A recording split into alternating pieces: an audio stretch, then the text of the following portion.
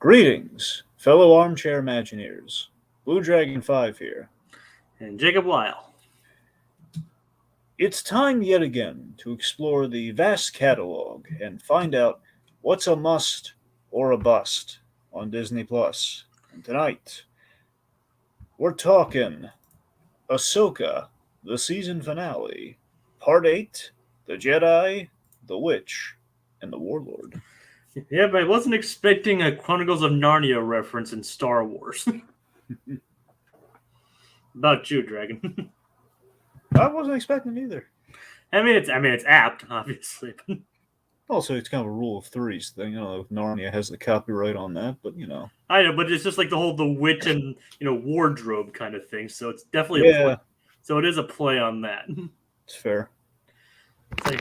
So, Dragon, as you mentioned, this is the finale of Ahsoka. I mean, apparently, as far as we've heard, like a season 2 is announced, well, not announced, but is speculated to be in talks, but nothing's been confirmed yet.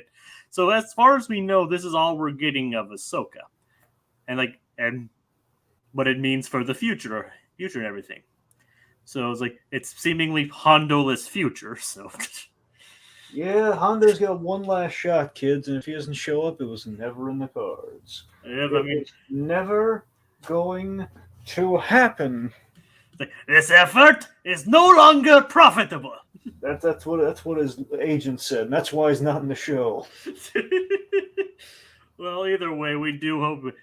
Either way, we know Filoni, we know we know him and all this a wolf obsession and everything. We know him, and we know he likes to play with the fans' expectations sometimes and give in to them sometimes. So people are clamoring for Hondo, so it's safe to say that we will most likely see Hondo in the near future. We just don't know when.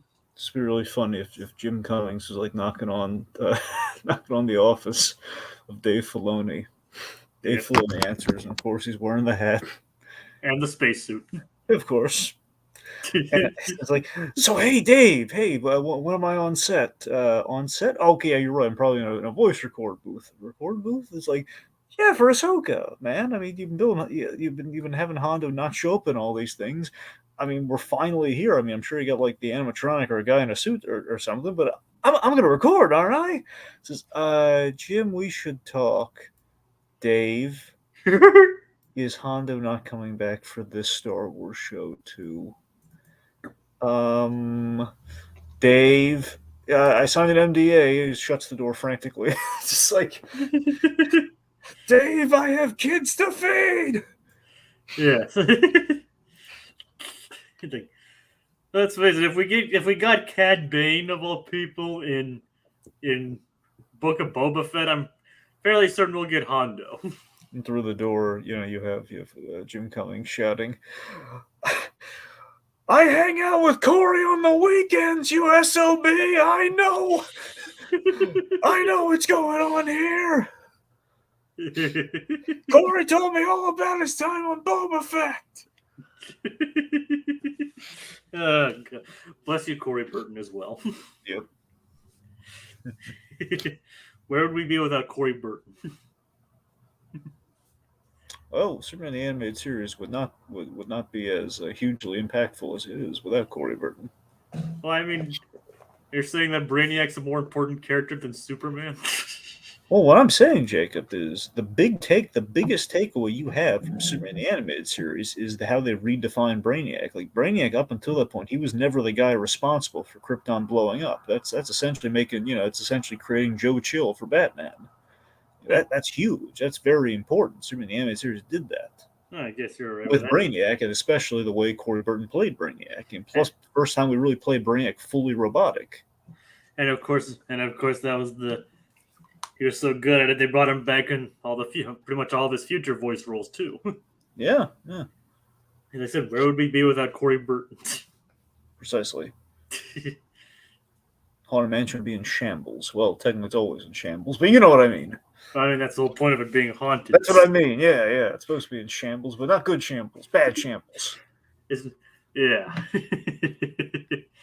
All right. Speaking of Haunted Mansion, hinting of what you guys are doing tomorrow. Yep.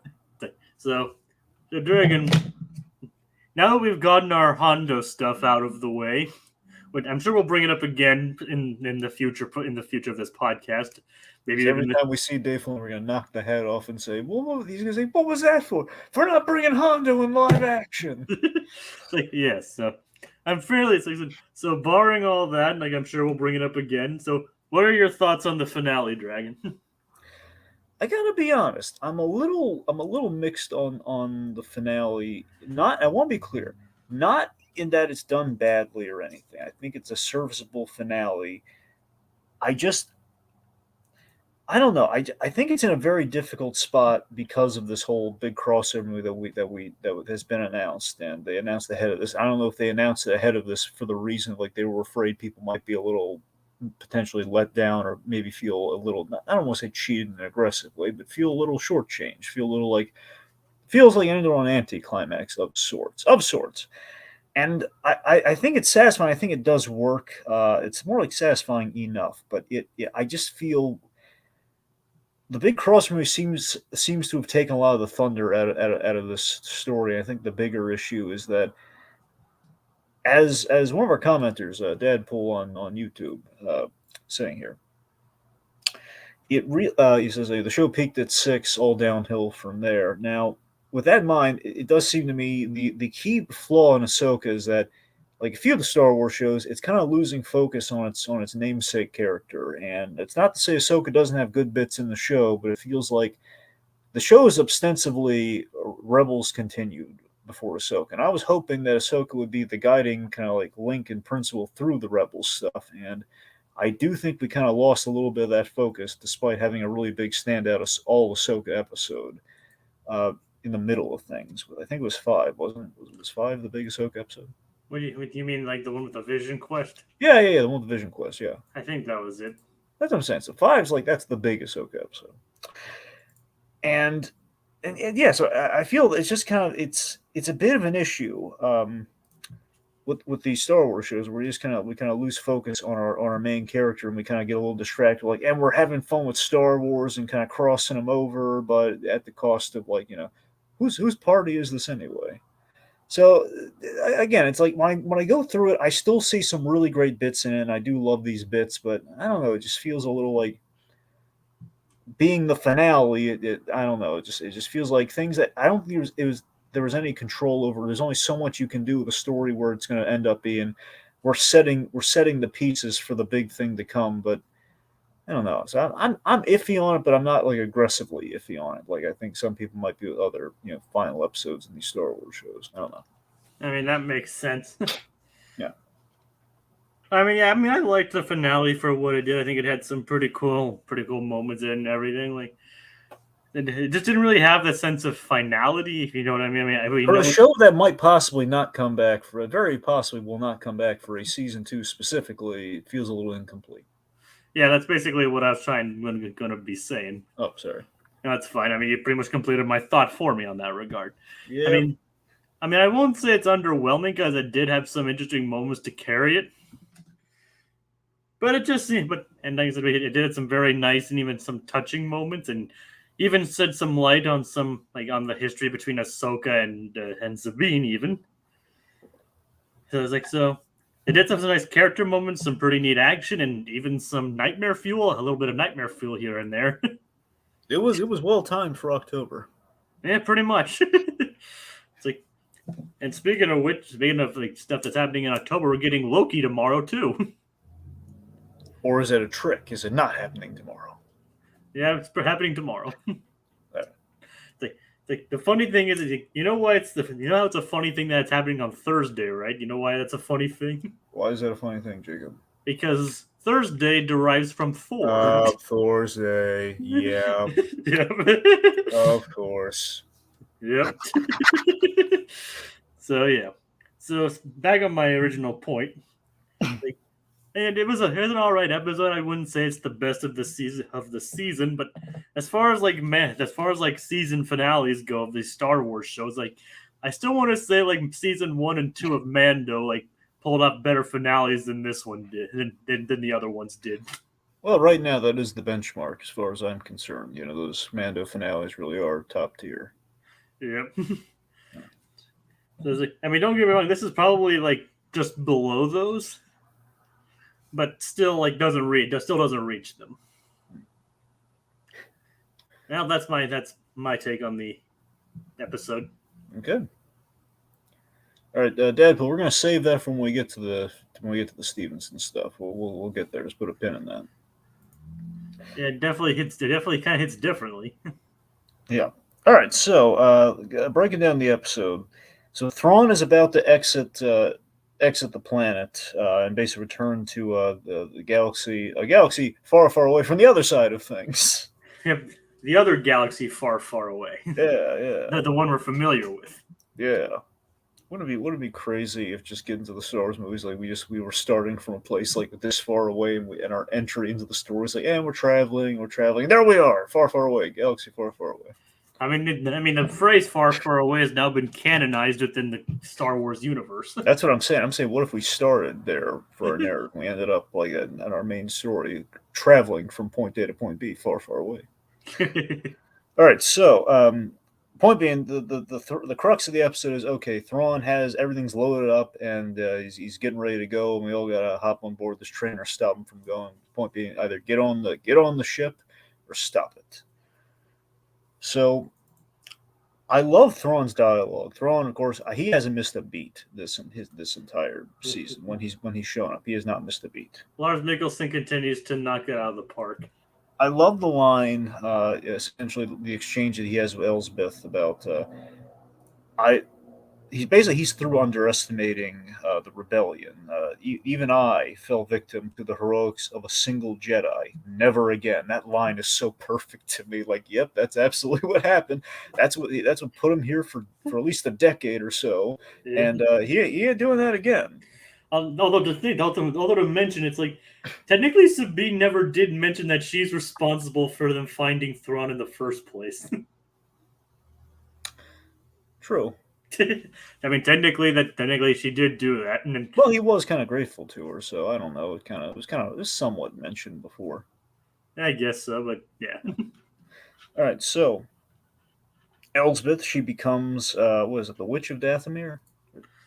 Yes, like she becomes like inducted by the Night Sisters, by the Great Mothers or whatever their name is. Yeah. Like I know Thrawn calls them the Great Mothers, but I forget what the witches, the Sisters of Dathomir, the Witches of Dathomir. I think it's something along those lines. Yeah. Anyway, point being, she gets a scary looking face, and she gets this cool glowing. I call it the creepy sword. She gets a cool creepy sword. Yeah, I noticed you called it that earlier in our discussion. Yeah, I did. I don't know. It's just something like it's not a lightsaber. It's just a sword, but it kind of glows like very like, creepily. Sort of like Rizan or Tizan or something like that. Yeah, I forgot what I meant to look into the official name of the sword, but I got distracted. Yeah, I mean it is a cool sword though. No, for sure. I mean, yeah. I mean it's just able to deflect lightsabers too. I mean, yeah, that's good. It's creepy. The only other thing we knew of, the only other physical material we knew that could do that was Beskar. Oh yeah. So I was like, does that mean it's Beskar, or do you think it's just like the witch magic? I think it's the witch magic, honestly. I mean, that's most likely. I mean, it's kind of interesting how like we've always distinguished like the Force is kind of like space magic, but now we have actual space magic. Well, remember, it's dark magic. That's the thing. So I know, but there's also the dark side of the Force. No, you're right. I'm saying it's dark space magic versus kind of light space magic, which we've seen. Yeah, I mean, I just think it's. I mean, I'm not complaining. I mean, it's cool that they have to add these more fantastical elements into Star Wars. I mean, I'm just saying, just because we have the Force and we also have magic, just adds a little bit of layer. It adds a weird layer to these kinds of things, if you know what I mean. So, circling the lightsaber topic, I love the scene with Hu Yang and Ezra because, of course, one of the great things about Hu Yang is that we established in Clone Wars this guy. Besides the fact that he's voiced by David Tennant, of course. Besides that fact, is that Hu Yang? He was the guy who walked the younglings and the Padawans through building their lightsabers. So he and Ezra had a little conversation here where he kind of like they reminisce about Kanan. Kanan built a lightsaber, and now Hu Yang kind of sees a lot of Kanan in Ezra, and gives him like essentially a component that Kanan kind of gave to him and had him hold on to, which ultimately was used to construct Ezra's new lightsaber, which is very reminiscent of Kanan's lightsaber. And he even used Kanan's real name. Yep. Caleb, Oh yeah, which is nice. it was very nice. So okay, Jake, here's a big flaw I actually do have with the show because we had a really great exchange here. And I do love this scene, but something occurred to me on the rewatch, not the first time. I Yeah. think we screwed up our storytelling this season because at in the last episode, in this little exchange between these two characters, and I know Sabine's in the room, but still, my point is, we catch Ezra up on the big on Mandalore. It's also like an added detail we didn't fully know. I mean, I think the big timeline aficionados probably figured this out before anyone. But the fact is, we learned that the purge of Mandalore occurred after after the original trilogy. Is basically the Emperor's contingency for okay, if I lose, I want to make everyone suffer. So Operation Cinders, we're going to wipe out a bunch of planets, including Mandalore, to And that kind was of put and the that was galaxy in check. and that was mentioned in the Mandalorian. Yeah, that's the thing. We mentioned Operation Cinder, but I meant that like the specific time, like when it happened. So we kind of placing it right after if the Emperor had his contingencies is sort of like the. But you're right. They probably did say it there too, but we're kind of reestablishing here. I think spelling it out was nice. But here's the part that I feel was pivotal, and we actually need a lot earlier in the season. Basically, Hu Yang fills Ezra in. He exposits this very important information. Sabine lost everyone in the Purge of Mandalore, which I know we could figure, but then because of this, Ahsoka feared Sabine would go down the path Anakin did. That basically, being a Jedi and having sustained that much loss, it would change her. And the issue I have is that is a really good explanation for why Ahsoka, since the beginning, and why like Sabine did not have her training completed, why Ahsoka's been a little distant with her, and I mean, I don't know. I think that's a very important detail that we needed a lot earlier in the season. That's a huge plot point, and we did nothing with it earlier. I mean, it was just like kind of awkward, kind of like looks and like it's like yeah, it's a shame you were gone last time. Yeah, I was gone. Like we didn't say why, we didn't talk about it, we didn't give a reason. Now we got a reason, and I think it's just too late. I mean, I see where you're coming from. It is a really good reason. It's like Yeah. I can honestly see, I mean, considering how hot-blooded Sabine is and everything, like how she's like always like rushing into things and things like Mhm. that. I can kind of see was like, okay, maybe we should cool off on the Jedi training a little bit. Yeah, I mean, Ahsoka would have had a really good reason to kind of have concern over Sabine. It would have reminded her of her trauma with Anakin. I think it would have complemented Episode 5 a great deal if we kind of put it forward a little bit. Like, I mean, Oh, had we said, yeah, Sabine lost everyone, and I don't know, I think this would have really helped the season out and also refocus things to Ahsoka a bit more. hey, I mean, basically explain like have it like even explain to like the vision of Anakin, like why she doesn't want to train, why she's Yeah, hesitant to train Sabine. absolutely. Because I mean, the pieces are there, and this is like I think the way they played it, but it doesn't make a lot of sense to me. Is that okay, we're just gonna have we're gonna not we as the audience will not know we're not gonna tell the audience what exactly is going on, but they're gonna sense that something's going on, and then we'll basically have like play it like a big reveal during the season. Only problem is timing of that reveal. Very end when they've already patched things up and everything's basically hunky dory. It's like that's. So basically, you're saying it was kind of anticlimactic. I think he waited too long to reveal this information. That's what I think. I mean, I mean, unless it was like never intended to be that dramatic of a reveal. I mean, it's not even about being dramatic. It's about this is a really important thing. It's missing between these two characters. A lot of people have complained that there's a kind of a spark missing between Ahsoka as the master here and Ahsoka and Sabine. It's been a little, it's been a little not dull, but it's been a little like I just the passions. Some people said like kind of like the passions trained out of the dynamic. Like we're kind of like like where's the drama or like where's the where's just kind of like the I spark of mean, like. I mean, I think even like a couple of lines scattered throughout the season here and there probably could have fixed that. Yeah, that's what I'm saying. Jacob, this is accomplished in like one brief scene of dialogue. It's just expo, and I'm already riveted by it. I'm saying that could have been very easily achieved in like one. If we just could have moved this conversation with two other characters earlier in the, you know, earlier in the show at some point, I think it would have helped. Yeah, I know what you mean. And I don't entirely disagree with you now that you mention it. Yeah. All right. Anyway, so that just jumped out at me on the rewatch, like in a big way, because I thought it was a really nice scene that gave us some good backstory, but in a sense, too good backstory. Backstory was too good. And I mean, of course, the whole Hu Yang and Kanan stuff Yep, as well. that was great too. I guess it is. It was nice. It was like we didn't get to see much of Hu Yang this episode. But, I mean, so but it was nice to just to get like that, like to know that like that explains a lot. Like when you like I was worried we were going to leave Hu Yang behind entirely. I was worried, like, oh man, he's going to sacrifice himself and stay there. like well, I mean, technically Yes and no. technically it's not incorrect. I mean, you the spoiler alert, they were left behind. Like he was left behind, but he's not alone. Oh yeah. So let's see. So Ahsoka, she voices, that she had again. She voices in kind of that flowery Jedi Master way that she had. And again, this is trying to pay off the thing we just wait too late. Is that Ahsoka had guilt over not sorry, basically over not standing by Sabine the way Anakin would stand by her when she was a Padawan. And and then she gives the very valuable lesson that being a Jedi is about wielding a lightsaber. It's about having trust in the Force. Yes. Which is, I like how that pays off in the episode. The whole like, having trust in the Force to like a literal leap of faith, which kind of saves the day, at least for Ezra. And it is kind of interesting how this season, how this series also, I'm kind of jumping around here, also kind of like pays off more of Anakin's redemption instead of instead of just appearing as a ghost at the end of Return of the Jedi. It's actually like paying off like you know like paying off a bunch of stuff with how he was redeemed and things like that, something like that, things like that. Yeah. It's like that's another thing now. That's another thing that does pay off. It's like kind of basically furthering the redemption of Anakin. Yeah.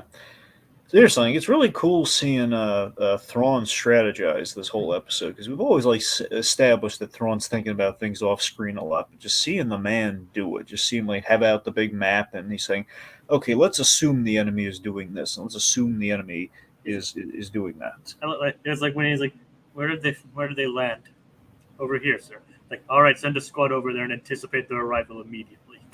That's great. Like Thrawn's a thinker. I think it's like he's playing like 5D chess, and he's like 5 steps ahead of them. Like he's already won by the time they find out by the time they even reach him, basically. I like too that Thrawn we established yet again here is that Thrawn is so dedicated to the Empire and everything that stands for. Like when people say they're doing all this for you, is no, it's for the Empire. Yep. We have like they're going. I mean, he's doing it for the Empire as well, and maybe some other reasons that maybe was explored in Rebels, but I'm not sure. But or maybe just out of extreme loyalty to the Empire. But I mean, whoever taught. The more terrifying thing is like who taught Thrawn? Oh God! Like where did he learn all this stuff? or is he self-taught, which is also impressive. Yeah, I think my assumption is that he was self-taught, but I don't know. But either way, if somebody taught him, I mean, then but either way, Thrawn definitely flexed all of his intelligence this time around. Like he anticipated their moves.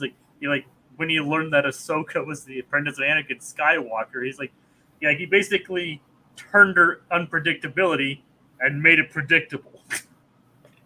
Speaking of which, I do love the moment where he realized it's like there's no negotiating with the apprentice of Anakin Skywalker. Like there's no like trying to essentially out manipulating her through a peace talk. It's like that's not going to work. And he still sees he sees Anakin in Ahsoka, which is interesting. I love he kind of like uses it kind of as a barb against her later. Yep. He obviously knew that Anakin Skywalker, especially when he was Darth Vader, was not to be trifled with. No, for sure. So let's see. So let's talk. Let's what everyone really wants to talk about here, Jacob. Let's talk about zombie night troopers. Yep. I mean, that's what I called them. I don't know if that's like the proper name for them, but I don't care. I mean, they're dead and then they're brought back to life, and they're we saw like one of them through the helmets. They're zombies. They're full on zombies, kids. Either that or thralls. I don't know if that's the proper terminology, but yeah, let's just call them zombies from here on out. Yeah. So the zombie night troopers. Here's the thing. They're kind of cool. I mean, that's something we definitely haven't seen in Star Wars before. No, that's the thing. So, I mean, I was here's the thing. Initially, I was a little on the fence about them. Then on a rewatch, I was kind of like, I mean, they are really cool though, and it is something we've never seen in Star Wars before. I mean, it doesn't really stretch limits beyond belief. I mean, we already have ghosts, so why not zombies? I mean, that's the thing. I mean, we have like literal like witches here, so I mean, I guess we could get away with zombies. And here's the thing. Here's honestly what sells me. Initially, I thought the zombies were like, okay, we just need another. Like, how do we? It's like for the umpteenth time. How do we do stormtroopers in a way we haven't seen them before? And okay, Right. stormtroopers. That's one thing we haven't done that. Zombies. No, but here's the thing though. Seriously though, so initially I was thinking, okay, so it is an obstacle, and you have witches on your side, so it feels like Thrawn's using the tools at his disposal, and it is kind of like symbolic of the whole like coming back from the dead sort of thing that Thrawn's doing here with his it's like rebuilding from defeat, and of course defeated soldiers, defeated stormtroopers coming back. So I think on the rewatch, I think it was a lot better with it because it was on brand and everything. It's like it does fit and it does make sense. So I'll give you that. Yeah, and it is also a show that they can't seem to come back again once they've been re-killed. I mean, it's also kind of a neat idea that stormtroopers are always the most killable. Like it's an army of red shirts most of the time. So it's the idea of like, okay, well, after we've killed them, what if they came back? What if they got up again? Yeah, and it's actually you can even like see like the green coming from under their visors. You can as you see when you blast away their helmets, you can see like the jaws, like the rotting skin almost. Yeah, that was the creepiest part. You had that one somebody trying to bite her. Yeah, but I think that was a different kind of trooper. But Hey, that was a death trooper. That's the thing. That was a death. That was I guess a death trooper who was. Although one wonders like how long had that one been dead before being reanimated? Well, no, I think Jabe. I think that he was living, but then he got killed during the action sequence. I'm not sure. Well, then it also transforms how they look, or he was an alien. Who knows? Oh, that's the thing. I can't remember if there was an all black stormtrooper in the fight scene who then got killed and then he got brought back, or if it was like somehow they had. Here's the thing: if somehow that was there, that hints to me that Thrawn's plan, his cargo, was an army of the corpses of stormtroopers. I mean, that would be kind of an interesting thing. Like, hey, look at me! I'm going to take over the galaxy with an undead army. Because that's the thing. Because that's the thing is we saw like all those crates and they looked kind of kind of like coffiny, like all those like the things that was in the cargo bay. So I mean, he's got something in there. I mean, it would be on brand why he needs the Night Sisters. I mean, the great mothers. Yeah, and even Morgan Elsbeth was a pawn to him. Yeah. Or at least it was a loss that he could afford to lose, or something he could afford to lose. You know what I mean? But I like that he did reward her, though. He did give her props, and he's like, "Oh, but here you go." And the Night Sisters, they rewarded her. They gave her what she wanted. Yep, they basically turned her into an honorary Night Sister. Which then leads to a cool fight scene between Elsbeth and Ahsoka, a rematch, in fact, from her Mando debut. And both of them debuted in live action in the same episode. Yep. Now it comes to an end. Although I don't think Morgan Elsbeth was ever animated, so. No, she wasn't. All right. As I wonder if I missed her in Rebels or something, but. I mean, if she's there, she's like buried in the background. I don't think she's there. Yeah, I think she was an original creation for Mando, but. Yep. But of course, like the fight between Ahsoka and Elsbeth was pretty cool. I mean, like, of course, when we didn't know going into the fight that the sword could deflect a lightsaber, so it was pretty cool to see that happen. It was a cool thing when all three of our Jedi kind of stormed in there, and there she was waiting for him. And it was like, okay, one of us has to stay behind. Yep, as we can see, we chose that as our image from the episode. Yeah. And I tried to get a good image of her holding the sword with Ezra still visible in the background. Yeah, I know. So initially I was a little worried, but if you look, there he is. I mean, to be fair, there's not a lot of you can't really see him very well anyway in that shot. Yeah, so by that logic, I kind of realized that looking at it, like, well, I guess, yeah. I mean, you can barely even. I mean, you wouldn't even know Sabine was there if you couldn't see the green lightsaber. Yep. I mean, at least Hera's wearing. I mean, not Hera. Like, at least Ahsoka is wearing something light. Yeah. And he's standing in the center in a brightly lit area. All right. So. But either way, yeah, the fight was cool, and we haven't really talked. I don't know if you guys mentioned, but I love Kevin Kiner's work this season too. Like who did the music and everything. Yeah, the music's been on point. Like, yeah, we haven't really mentioned him. Like, of course, he's carrying over from Clone Wars and Rebels. So hasn't really done a lot of live action in Star Wars, so it was nice to have him come back for this, which is, as we point out, is basically a reunion of Rebels.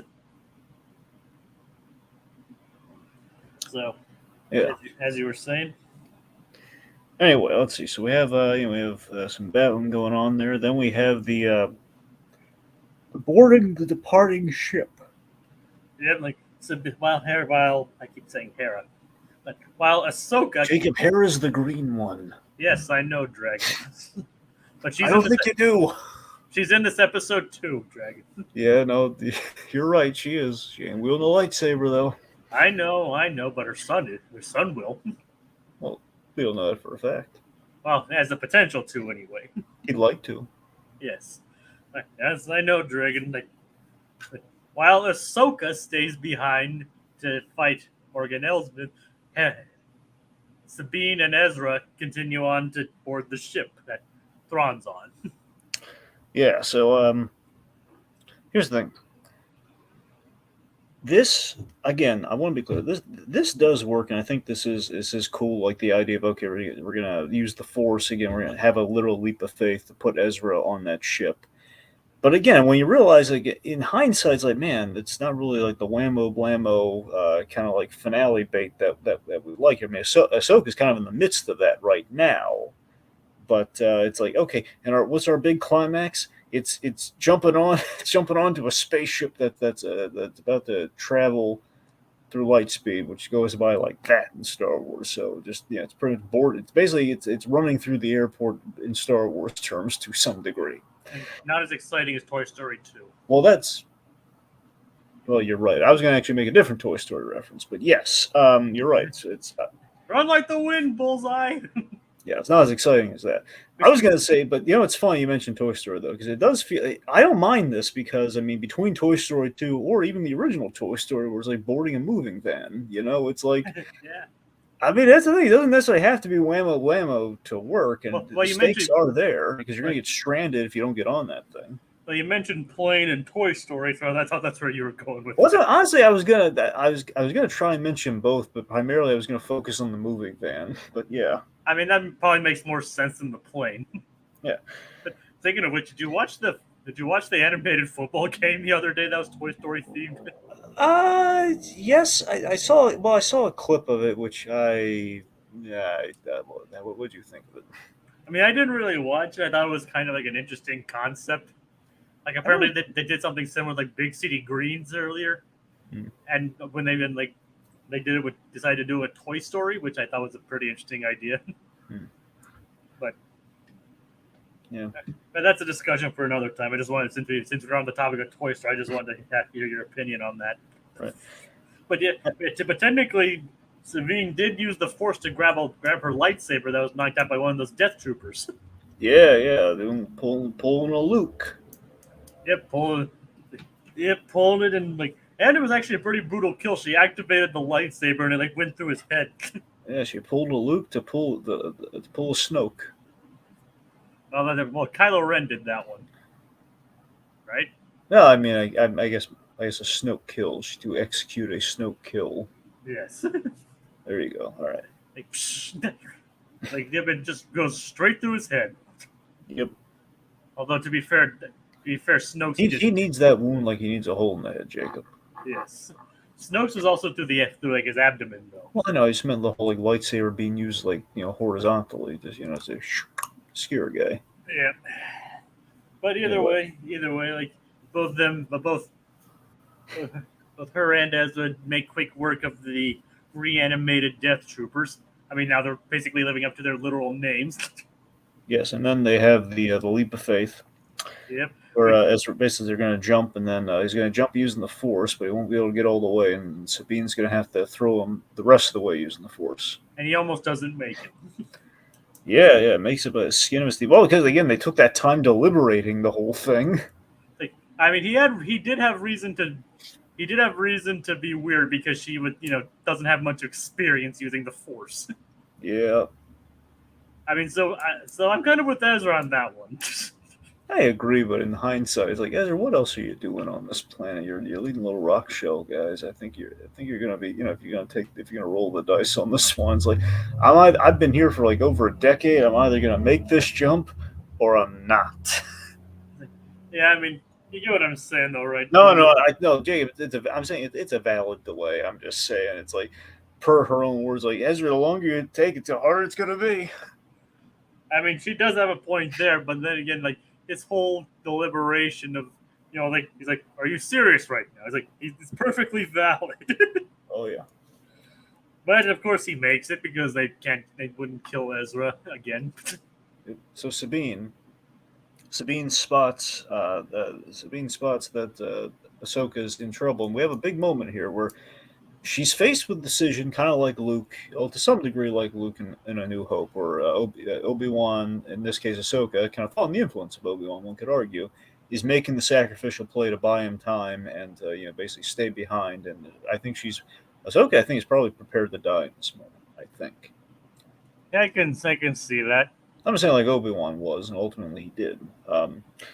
And Sabine has an opportunity to leave her there and kind of go with the mission at hand, or go back. And she goes back. She goes back to save Ahsoka. And I got to be honest, I would have been so peeved if Morgan Elsbeth of all characters killed Ahsoka. Yeah, it's like I don't think they were ever going to lean towards that. I mean, Balin could probably kill her if he put more effort into it. Yeah, Because Balin wasn't really trying when he tried. When yes, he Balin fought. doesn't want to kill her, but he just needs to get her out of his way. But yeah, we knew that Morgan Elsbeth wouldn't kill her, not even with the enhanced powers from the Night Sisters, Exactly. Night Mothers. I don't remember their name. Right. The Sisters of Dathomir. Like we even kind of hinted that Elsbeth is working to her own goals, like when she said under her breath for Dathomir. Yeah, that's the thing. The whole for Dathomir thing. It seemed like there's going to be a betrayal of some kind, but And then I she want to died. say she got killed, but in Star Wars, you never know now, because no one's ever really gone. She's probably going to be healed by magic or something. Well, I mean, even then, remember that one of the sisters said Morgan Elsbeth is dead. Oh, well, okay, Rem- yeah, okay, she's staying dead. Remember? And then not only what does she killed by them, then remember Thrawn had the entire temple basically obliterated. So I don't think she's coming back from this one. That's a fair point. I'm just saying, like every time I keep seeing people get stabbed by lightsabers, they keep walking it off. But you're right, we did blow it up and Well, everything. not So yeah, she's gone. well. Not only was it she was killed by Ahsoka. I think I don't know. I don't exactly remember how she did it. But she, like, with the help of Sabine, Ahsoka, they both killed her, and then like I said, Thrawn obliterated the temple. So I don't. So I'd be amazed if she came back. Yeah. So, Okay. but it was nice, and it was also nice to see Ahsoka escape with Sabine, and Hu Yang, of course, came to save the day. Yep. So they're in space. They're trying to stop Thrawn from going, so they can like hitch a ride or like board the ship or something. And then, of course, Thrawn gets on their intercom. Yep, and he has this is a great exchange. It's very much like a tip of the hat to Ahsoka, saying she's a worthy opponent, and they'll never see each other's faces. But she I love it. Like we haven't seen each other's faces, and I doubt we ever will. he knew her master, and the fact is, like, I suspect you're more similar to him than you realize. Maybe it's for the best. and you can see like the look of trepidation on her face. Oh yeah, She's like, I like that. I think deep down, really, that's why Thrawn respects Ahsoka, because she's the apprentice of Anakin Skywalker, who's a pretty bad dude. And bad yeah, dude. oh, he's a bad dude. It's like Yep. the opposite. It's like imagine Eve McClure saying he's a righteous dude. In this case, he's a bad dude. Yeah, he's a bad dude. Yep. He wears all black and he enters through smoke clouds. He's very bad. He occasionally wears a bit of red, though. Yeah. Anywho, Anywho, yeah. yeah. So it's this. I mean, It's a nice moment, and again, it's kind of like he I knows. mean, Again, it's the fact that it feels right that Thrawn wins at the end of the season, but he yeah, doesn't really. it just kind of leads you to expect like, oh, maybe they'll catch up to him and board the ship or something. But no, it's like he catches them off guard with the intercom, and then him traveling, activating the warp speed, disables their ship. Oh yeah. Fortunately, though, I think Hu Yang was fine. So Yep, and they are stranded. Which I mean, it is kind of it's a surprise to take the season in. I mean, you kind of need to throw in the win, obviously. By the same token, though, it's like, so we're gonna strand them here, and it's the last episode, and I guess that means we won't bring them back until that movie, unless we have season 2 or something, which I would not count on. I mean, we a couple episodes ago. I don't know if it was like last week or even episode 6, where I think it was you, me, and Rohit that we were speculating whether or not this show would have like a bittersweet ending, and it appears that we kind of do have a bittersweet ending here. Oh, for sure, yeah. I mean, Thrawn escaped with Ahsoka and Sabine being stuck on the planet. What is the planet's name again? No, the whales are Purgle. It's The whales are Purgils, and it sounds like Purgle. Begins with a P. It's Puril or something. I don't know. It's Perdia. Perdia, right? But on the more sweet side of things, Ezra's finally home. Which so his return home was really nice too. He kind of pulled like a classic Star Wars escape, dressed as a stormtrooper, and all the guns are drawn, but Chopper knows it's his buddy, and he just goes up there. I just love the fact that like not even Thrawn anticipated him dressing as a stormtrooper. Yep. Or maybe he did, but we just didn't see it. But who knows? Like either way, like I was like they were all like pulling out, like no, don't shoot him. It would have been pretty bad if like they're like, hey, finally up. Ow! Like wait, Ezra? Yes. What did you think? You're dressed like a stormtrooper. How else was I supposed to get off the ship? It's like, why are we shouting at each other? It's like, why are we hugging? Because you shot me, Hera. You shot me. Is that the gritty reboot version? Oh no, it's not really gritty. Is what happened. He's just upset about it. I think as anyone. Well, again, you're the one shooting him. We shot him. I was like, hey, I was just like, it's a good thing they did because they were pointing their guns at him or their blasters at him. Would have been even better if Zeb was there and was like, oh, sorry. Wait, oh yeah, Zeb wasn't in this season either. Nope. Hey, we missed Zeb too, dang it. I mean, at least we've actually got to see him. Just imagine like Seb and Seb and just for comedy's sake, Seb and Jim Cummings. We got a bar together. It's like Zeb and Hondo. That's what I'm saying. I mean, it should be Zeb and Hondo, but a part of me is wondering if it should be Zeb and just randomly Jim Cummings. Let's just say Zeb and Hondo. It's like, so he didn't call you either. No, not this time. No, he didn't. But at least you showed up. Did something. Yeah, you get to be in live action. It's like I'm animatronic at a theme park. It's like it's not profitable for me. I mean, to be fair, a lot of people do see him every day. So. Yep. But we want to see him interact with the rest of the cast. Dang it. That is true. It's like, but like to go on to your continue from your earlier point is like I did love like Chopper's just like just like cautiously approached him and then was like. And then like when he got up to me, like he was like started happily chirping, like, "Hey, it's Ezra." It's so cute seeing that stormtrooper pet little Chopper's head, like, "Hey, buddy." It's like you know, Chopper's like this cantankerous, cranky old man of a droid, yeah. but even he was happy to see Ezra back. Yeah, it's been a lot of years. Yep.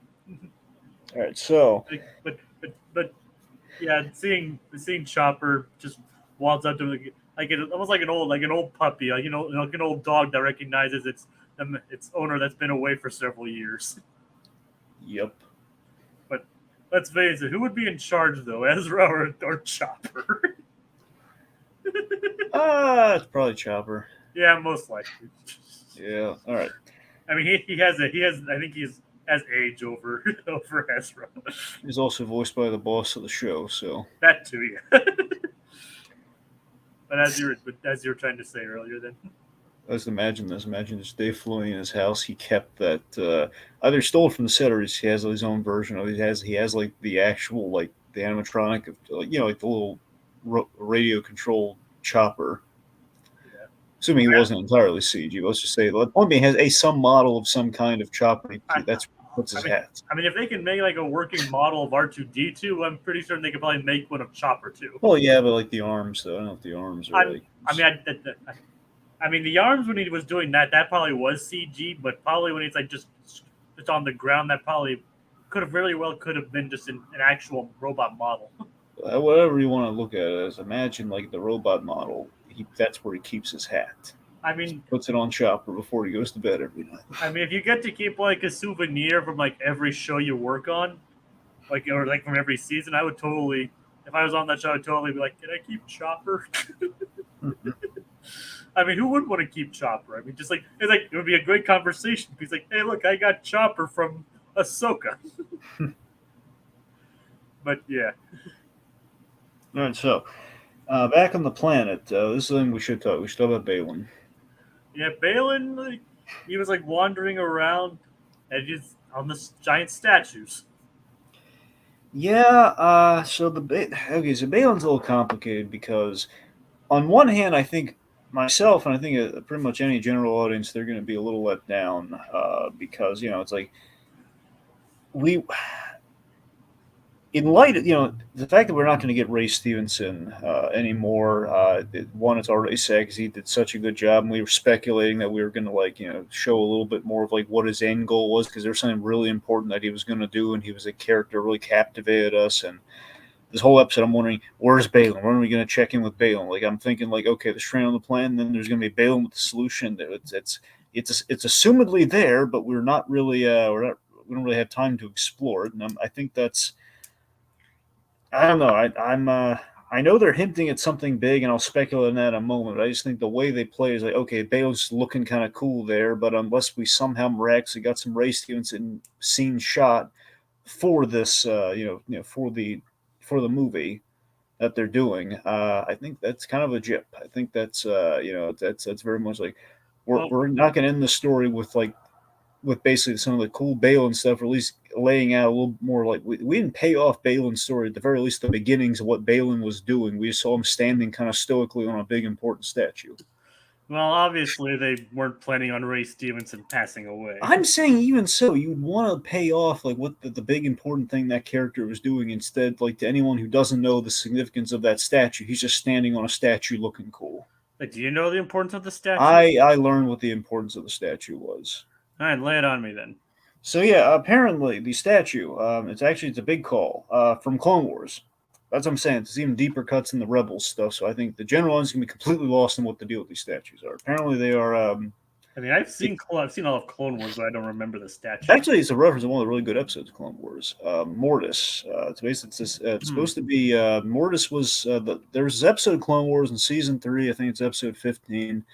It's one of the big episodes, not the big one where Anakin has the hallucination of the vision of Darth Vader, but it's something else though. Basically, there's Anakin, Obi-Wan, and Ahsoka end up on the planet Mortis, and essentially it takes place or has a correlation with the world of worlds. So we were kind of right in our predictions of that. These guys are these three beings that are like physical embodiments of the Force. It was a father, a son, and a daughter that embodied the son was the dark side, the daughter was the light side, and the father was the guy trying to keep peace between the two of them. And the whole episode revolved around them talking to Anakin and trying to prove that he was the chosen one and saying, "Man, you need to be here to basically reign over the Force because you're the chosen one. You need to keep these things in balance." Ultimately, it's a foreshadow to Anakin Skywalker bringing balance to the Force. That's the idea. Yeah. So the point being, you have three beings who are essentially gods of the Force, practically. And that's essentially those statues are of them. Like he's on the father's statue, I think, and the sister statue is destroyed. I mean, I remember the episode now. Now that you mention it, because the big scene in that episode was Anakin had this nightmare thanks to the brother who was like the dark side of the Force guy. He made Anakin hallucinate his mother, and it was a really good scene. you forget how much like Clone Wars helped to expand like the canon mythology of Star Wars. Yeah, and also here's the reason it's an important episode, Jacob. If memory serves, it was the first time we brought back Liam Neeson to voice Qui-Gon.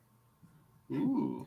See, Obi-Wan, they each have a different vision. So essentially, Obi-Wan talks to Qui-Gon about the whole Anakin's these people believe Anakin's the chosen one. That could be a problem.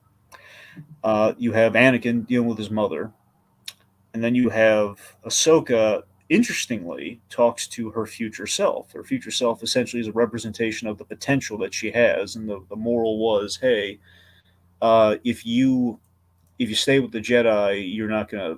It was something along the lines of if you stay here, you stay with the Jedi, or if you continue under Anakin, you're not going to reach your full potential. That is pretty interesting. And apparently, this bit I was lost. I think this is in reference. I don't know if it's to that same episode or not. That part I might have. I rewatched a bit of the episode just to kind of get a little cursory, kind of glance at some of the specifics. But apparently, the word is when Ahsoka sees that little bird flying in the distance, that little bird-like creature. That's her remembering that episode or something. It's her like getting an idea. That's her basically getting some sort of message that okay, this is part of like the grand plan of the Force. Like this is like this is we're here for a reason, which is why she's so confident, kind of Yoda like at the end that things are going to work out. We're where we need to be right now. So my point being, the takeaway with Balin here is Balin's big plot is he wants to, I guess, talk to those three big Force wielders, or like basically the big genesis points of the Force that are going to lead him to the world of worlds. So potentially the time travel stuff. He wants to like get into like the nitty gritty of the Force. That's what he's going to unlock while he's there. Somehow that might be the key to getting him off that planet. So I don't know. Like you see, like yeah, I remember that episode, and as you mentioned, and Yeah. I've seen all of that, but even I couldn't remember like what are the significance of these statues? Well, you see my point. All that's cool, Jacob, but there's zero payoff on Balin just taking it at face value. And even if we're gonna suggest something, I think it needs to be a little bit more clear than that. It's just like, and he looks cool standing on a statue, and we feel sad we're not going to get the actor again. Versus like, I mean, that's one reason why I did suggest that as like a potential thumbnail option. I know it's cool, but it's just I was worried. It's just going to be more of a reminder of what we didn't get, and it's like it looks cool. Has no correlation. It comes at like the very end. It's like nothing. Like, Deadpool even wondered if the family would have been different had Ray not passed away. Like, so that's the thing. Had he not, I mean, it would have been all. It sounds like it was all shot already. So I think that was just the plan. But they could have saved some scenes for this crossover movie. That's entirely, but we don't know that yet. Yeah. Because my guess is that if they're smart, they basically saved like maybe a bit of more of a payoff thing they shot for this season, and then they realized, okay, well now he's passed. In the editing of these for when we air them, we should save that. Some people are saying they should recast Balin. I mean, unfortunately, they're in a position where they might have to consider that. But I think the rationale would be he goes into the he goes into the world of worlds and something changes. And again, might be changing like timelines and time travel and stuff. So if he does, perhaps that'll alter how he looks. It's possible. I don't know. I mean, they have recast characters in Star Wars before, so. Well, yes and no. Usually out of necessity, and that was usually like I think like we're doing an actor who passed away in like the 70s, or well, not in the 70s. Who passed away? Who was a recast from the 70s. Yeah, I know, but like I'm just saying, like considering like how captivating of a character he was, and yes, that was due in part to how Stevenson performed him. If they have like a big thing planned with him, you'd love to massively rewrite all the stuff they had planned or recast him. Yeah, that's the thing. It's gonna be really awkward if we just do a thing, even if we have any footage of. Either that or just have Hati have the stuff repurposed onto Hati. Yeah, but we kind of saw already in this who's going the direction of she's out for herself with the bandits. Yeah, but I did like how she was like holding up the saber and like signaling to him. Yep. in the distance. That was pretty nice. So I mean, I guess Jacob, even if we do, even by some miracle, we do have any Stevenson scenes left over from this episode that we've repurposed into that movie as like a starting place for it. Like, imagine if the movie starts there and it's like this is going to change everything. Then we just get to the movie. It's still going to be a little. It's still gonna be a little janky if like we're missing stuff of like, okay, well, where are we going with this plot? And it's gonna be a reminder of like, oh yeah, we were gonna do stuff, but then we lost, and then if we recast, it's gonna be a thing like, okay, well, I don't know if they're going to mix and match the footage, and then we're going to get to the whole thing if they're going to do an AI thing, which is going to be it's a whole mess. So that's another can of worms. Well, there's a difference between AI and what they did with like replacing the characters' faces. Well, I guess what I mean, I'm thinking Tarkin, Jacob. I'm thinking like Governor Tarkin. I know, and like if Stevenson's family signs off on it, then I guess they would have to go. I know that's the thing. I'm just saying that there's doing that, and then there's doing it so recently. That's the fear. Yeah, I know, but like I said, I'm sure they'll think of something where they already have something in mind. Like maybe they have a contingency already planned. Yeah, maybe, but as I said, just as it stands, it's. I mean, obviously, it's heartbreaking. Yeah, I mean, it just feels like how could they? It almost reads like how could they not have realized this character was really interesting, and we should have like gave him like a bigger scene, or at least gave him a little bit more in this last episode. I mean, clearly they seem like building him up for something. Yeah, I mean, I guess that's ultimately what it feels like they were doing. So, like, and I actually recently learned that he Stevenson even voiced a character in Clone Wars and Rebels. So he keeps but he's a different character in those. So this isn't his first Star Wars outing. So it's just a shame that we won't see any more of it. yep. All right, let's see. So then we have a nice money shot here of Ahsoka. Yeah, of them like basically peering into the night sky. Yeah, and there's just kind of that calm, and again, she's kind of Ahsoka feeling kind of Yoda-like, and this is the moment too where the ending that we do have for this show for this season, or however you want to quantify it, it does bring focus back to Ahsoka at the very end, but again, I don't feel it's necessarily earned or fully explored to get to this point, but I do like I can see like plotting things on the board of like, okay, so we're going to end with Ahsoka has suffered a setback, but she's feeling good about things because she's trusting in the Force, and she has a feeling that this is all working out the way it's supposed to, and she has like kind of this comfort in seeing like the Force ghost of Anakin from his light side days, like seeing like Anakin's like she has a good feeling about this, and she has the support of Anakin. Yeah, but like Anakin's just looking on proudly. Like I almost could have sworn that he was going to say like proud of you, Snips. And also, again, if you want to read into the Balin stuff too, with the whole Mortis thing, again, Anakin was the huge linchpin of that story, so perhaps Anakin might be a key to unlock, how they get home or whatnot. So, I mean, there are a few things to take away from that, but just emotionally, it's like, okay, so Ahsoka I think the big takeaway is Ahsoka is becoming a proper Jedi Master, and Anakin's giving her a sense of the thumbs up. A thumbs up from Poppy. Yep, the thumbs up from Darth Poppy. Well, he's no longer Darth. Well, fine, from the thumbs up from Poppy. Yes, but it's like, well, yeah, like you can just tell like just the way he was looking at it, he was like, "I'm proud of you, Ahsoka." Yeah, like it was just like it was nice. It was nice. It's just like he looks on, and that's the last thing we see from the episode. Yeah.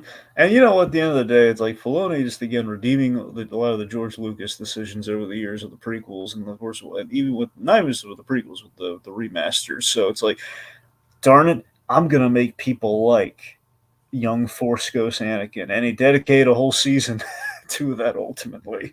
Like it's not I like how we built to it too. We had him, we had him in the world between worlds, or at least like the hallucination, the Vision Quest. Then we had him as like a hologram, and then we legitimized the Force Ghost at the end. I mean, that's one thing I meant earlier when I said like he's paying off a bunch of the Anakin stuff. Yep. And it's just like, Filoni, you madman. Yeah, if I'm gonna put the hat on, I'm gonna knock it off again when we're reminded like there's no Hondo still. It's like we respect you, we respect you, Filoni. But not for what you did to Hondo. It's like that's for Hondo. We knock the hat off, go for like I knocked the hat off him. That's for Hondo, but then we put it back on. So that is for Anakin. Yep. That's for redeeming Anakin. Yep. I mean, I didn't have a problem with it pretty much in the first place, but I see what other people do. Yeah. What? All right, and that's it. That's the show. Yep. Until we hear whether or not they're going to do more. And it ended just after. I mean, all the was it the writer's strike that ended, or was it the Actors Guild strike that ended? Well, pending, I believe it's like October 9th or 10th. It is the writers' side of the strike is over. It's been resolved. Well, then maybe that'll say like, oh hey, we should get more Ahsoka out. Yeah, so we'll And did you people are trying to get back in the swing of things. It's just taking a little bit right now. and did you notice that we had a familiar face directing this episode? Yes, we did. Rick Famuyiwa. Yep, he hadn't directed a single episode this entire season, but here he is for this one. Oh yeah. So it was nice. It was nice to see. I was like, oh hey, Rick directed this episode. Yep. So it's like that is kind of nice to actually see him step into that. See him branch outside of directing. As far as Star Wars goes, directing something other than Mando. Yeah. So maybe he'll direct part of the next season too, if they do make another season of Ahsoka. What's the next planned Star Wars TV show, or even? Well, I mean, I remember there was that.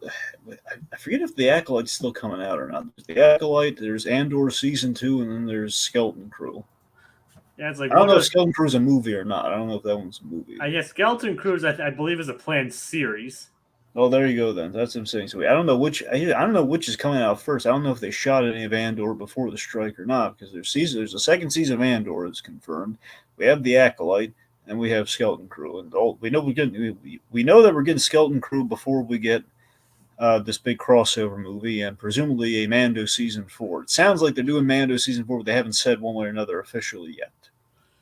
I mean, they did have elements of Mando carry over into this, so yeah. I mean, so it's hard to say what the future of Star Wars TV shows will be. I mean, we still have news and movies that haven't come out yet, so who knows? It seems like the future of Star Wars is always in flux. Yeah, it's but hopefully one of these projects they'll finally come to the truth and finally realize they want Hondo. Damn it! That they do. It's if he doesn't show up in that crossover thing, everything's crossing over. I mean, it's God helpful, and there's just gonna be pitchforks and torches coming after him. It's we want Hondo. There's gonna be a whole thing. Death to the hat if there's no Hondo. It's just the hat. Filoni, if you don't bring Hondo in this crossover, we're gonna set your hat on fire. No, not the hat. Not the hat. Not the hat. Rosario, you're like a daughter to me. Safeguard my hat.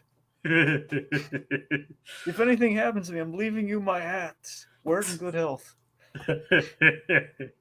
Also, take these lightsabers. You're gonna need them. But Dave, they're not actually. There's props. Don't ruin this for me, Rosario. Just take the lightsabers. I have so little. Okay, well, I have my wolves, I have my Ahsoka, and I have my hat, and my fighter pilot outfit. We know he wears them to bed every night. Yep. And his bed sheets are all wolves. Have wolf print on them. Yep. What have we done to Dave Filoni, Dragon? Dave Filoni didn't give us Hondo. Well, yeah, I think it's fair then. Yeah, it's definitely fair. Yep. So hopefully we will see Hondo, and who knows, maybe we won't. But either way, at least we still hope whatever we see is good. So, yep. So I think that does it for this week, and thank you, Dadpool on YouTube, for commenting. All right, that'll do it for us tonight as we holster our remotes. Till the next installment, calls for the draw. It's mano a mano, just Plus and Us. Hey, did I miss the party again?